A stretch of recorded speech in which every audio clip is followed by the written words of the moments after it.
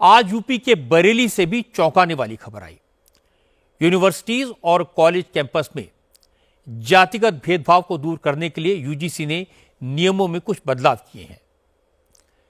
इससे सवर्णों में नाराजगी है। इन बदलावों के विरोध में आज बरेली के सिटी मजिस्ट्रेट अलंकार अग्निहोत्री ने अपने पद से इस्तीफा दे दिया। अलंकार अग्निहोत्री ने यूजीसी एक्ट की तुलना अंग्रेजों के जमाने के रॉलेट एक्ट से की।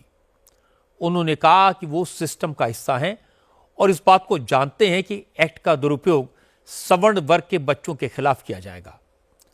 अलंकार अग्निहोत्री ने सोशल मीडिया पर अपनी एक फोटो पोस्ट की जिसमें एक प्लेकार्ड लेकर अपने सरकारी आवास के सामने खड़े हैं और इसके बाद उन्होंने कैमरे के सामने आकर राजनीतिक बात कही। अलंकार अग्निहोत्री ने कहा कि यूजीसी ने नियमों में जो एक तरफा बदलाव किया है उसके खिलाफ सवर्ण नेताओं ने चुप्पी साध रखी है, इसलिए उन्हें मैदान में आना पड़ा। पिछले 2 सप्ताह एवं हम अगर देखेंगे तो पिछले कुछ समय से काफ़ी अरसे से एक ब्राह्मण विरोधी अभियान जो प्रदेश सरकार में चलाया जा रहा है। जो यूजीसी का जो रेगुलेशन अभी आया है, जो 13 जनवरी का जो गजट है भारत सरकार का, उसमें सामान्य वर्ग के जो विद्यार्थी हैं जो यूनिवर्सिटी में, उनको स्वघोषित अपराधी मान लिया गया है। उनके विरुद्ध समता समिति के माध्यम से शिकायत दर्ज कराई जाएगी।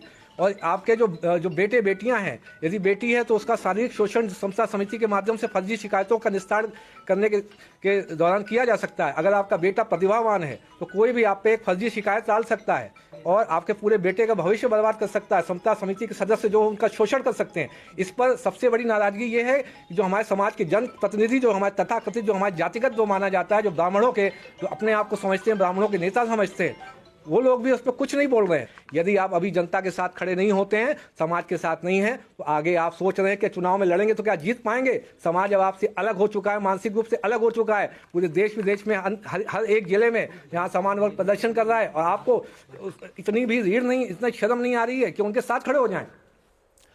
हालांकि बीजेपी सांसद दिनेश शर्मा ने कहा वो नहीं जानते कि अलंकार अग्निहोत्री कौन है, लेकिन कुछ लोगों को सियासत का कीड़ा काट लेता है और वो राजनीति में आने का बहाना खोजते हैं।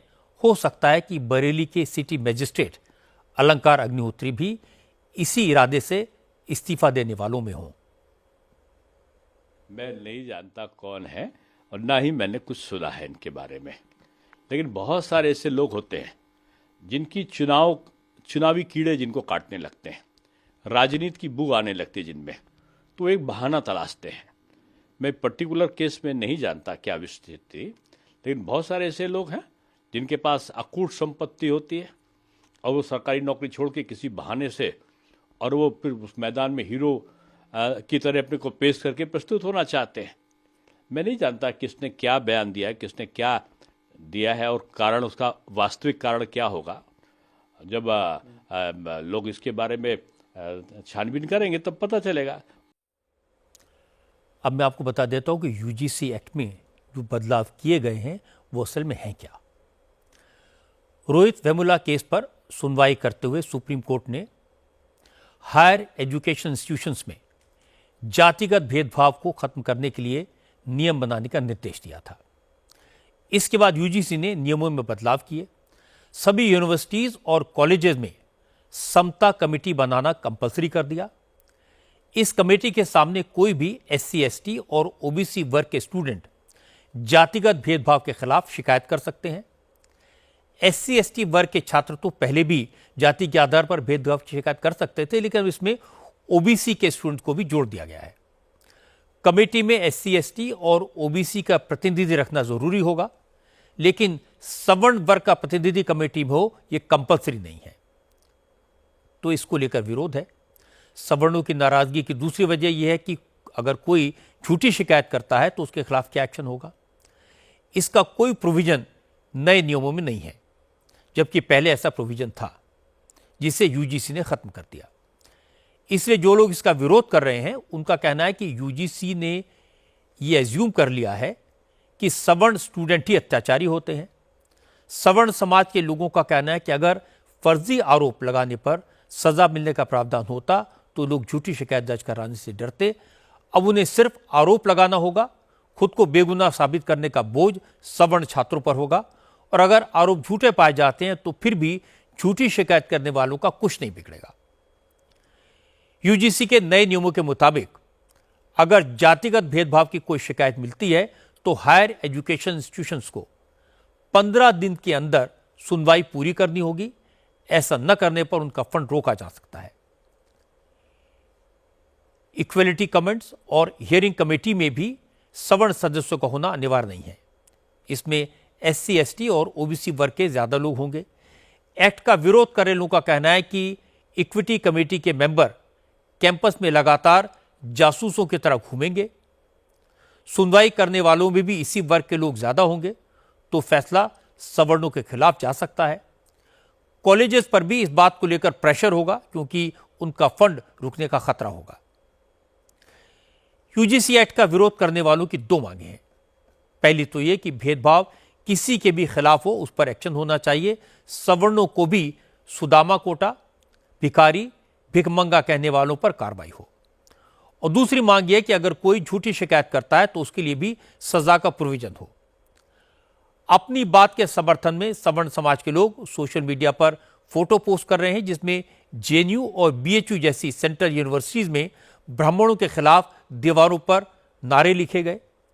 जेएनयू कैंपस में ब्राह्मणों के खिलाफ नारेबाजी के पुराने वीडियो भी सबूत के तौर पर पेश किए जा रहे हैं। मजे की बात है कि यूजीसी एक्ट से नाराज सवर्ण समाज के लोग अब मदद मांगने कांग्रेस के नेताओं के पास जा रहे हैं। सहारनपुर में अखिल भारतीय ब्राह्मण महासभा के लोग इस कानून के खिलाफ स्थानीय सांसद इमरान मसूद से मिले। इमरान मसूद ने कहा कि वो सवर्णों की भावनाएं प्रधानमंत्री मोदी तक पहुंचाएं। देखिए, यूजीसी को लेकर के जो उनकी शंकाएं हैं, उन शंकाओं के लिए उन्होंने मुझे ज्ञापन दिया है और उन शंकाओं के लिए मैं प्रधानमंत्री जी को पत्र लिख करके अवगत भी कराएंगे। हम चाहते हैं कि किसी के भी अधिकारों का हनन ना हो। अगर किसी व्यक्ति को जाति के नाम पर उत्पीड़ित किया जाता है उसका भी होना चाहिए और किसी को उस नाम के ऊपर शोषण किया जाता है उसका भी व्यवस्था होनी चाहिए। असल में यूजीसी की अपनी रिसर्च ये कहती है कि पिछले 6 साल के दौरान कॉलेज कैंपसेस में जातिगत भेदभाव की घटनाओं में 118% की बढ़ोतरी हुई है। इसलिए इस तरह की हरकत करने वालों के खिलाफ एक्शन होना तो जरूरी है। यूजीसी को इसके खिलाफ कड़े नियम बनाने ही चाहिए। लेकिन इसके साथ साथ ये ध्यान भी रखना जरूरी है कि कहीं ऐसा ना हो कि सख्ती के चक्कर में हम अपने नौजवानों के बीच जातिवाद के बीज बो दें, खाई को और गहरा कर दें। आमतौर पर आज के जमाने में जाति के बंधन खत्म हो चुके हैं। नई पीढ़ी जाति के ढकोसले में ज्यादा नहीं फंसती है, लेकिन जाति के आधार पर भेदभाव भी नहीं होना चाहिए। अगर यह जरूरी है कि एससी, एसटी और ओबीसी वर्ग के स्टूडेंट्स के साथ किसी तरह का भेदभाव, किसी तरह का न्याय, किसी तरह का जुल्म ना हो, तो यह भी जरूरी है कि सवर्ण वर्ग के छात्रों को बेवजह निशाना न बनाया जाए। इसलिए इक्विटी कमेटी में सवर्ण वर्ग का प्रतिनिधि होना चाहिए और अगर कोई झूठी शिकायत करता है तो उसके खिलाफ कार्रवाई का प्रोविजन भी होना चाहिए। लेकिन यह इशू नई पीढ़ी से जुड़ा है।